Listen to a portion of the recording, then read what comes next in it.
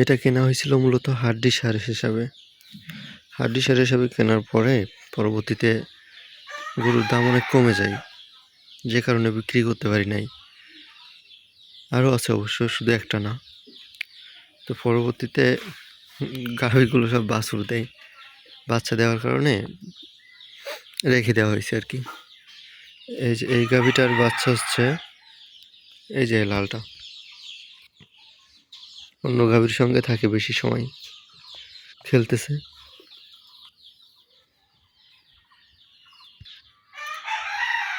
আর এই গাভীটা হচ্ছে সব থেকে পুরাতন, এর থেকে 10টা বাচ্চা পাইছি। প্রায় 11 বছর আমাদের এখানে। 10 থেকে 15 দিনের মধ্যে আশা করা যায় এটাও বাচ্চা প্রসব করবে।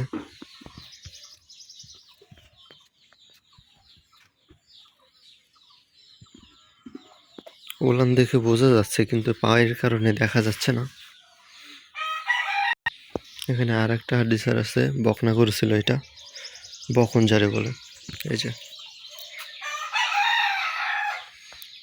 এইটাও কিছুদিন আগে বাচ্চা প্রসব করছে। এই বাচ্চাটা হচ্ছে এই যে এই ছোটটা।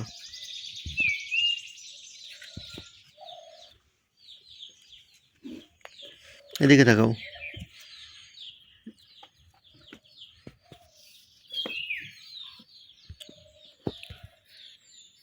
সকালে বের করে দেওয়ার পরে সব ঘুমাচ্ছে।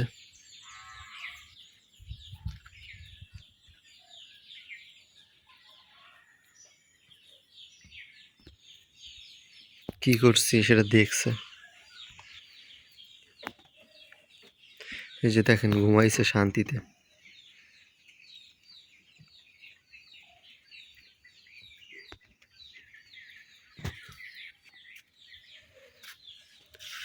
যারা বুঝতে পারেন তারা দেখেন, বাচ্চা প্রসবের সময় হয়েছে।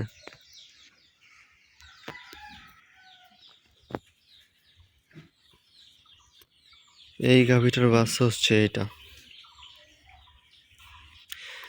এইটাও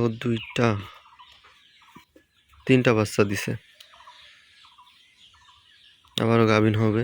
এর বাচ্চাটা অনেক সুন্দর, ফ্রিজিয়ান জাতের বাচ্চা।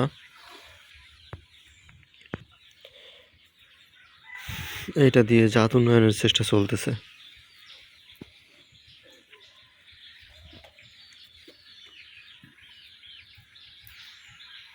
কারণ ভালো জাতের গাভী কিনতে গেলে হয়তো অনেক সময় ঠকে যেতে হয়, আর যদি বাড়ির বাচ্চা হয় সেক্ষেত্রে অনেক ভালো হয়।